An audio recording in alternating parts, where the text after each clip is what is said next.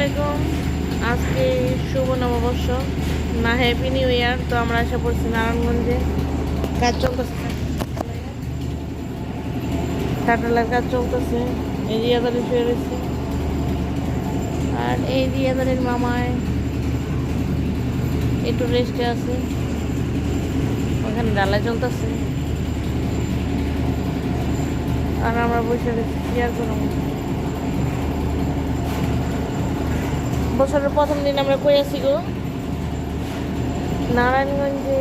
Narayanganj. Happy new year, happy new year, happy new year. ওরা তো ঘুমাই গেছে মোবাইল হাতলে, তো একটু ঘুমাই থাক।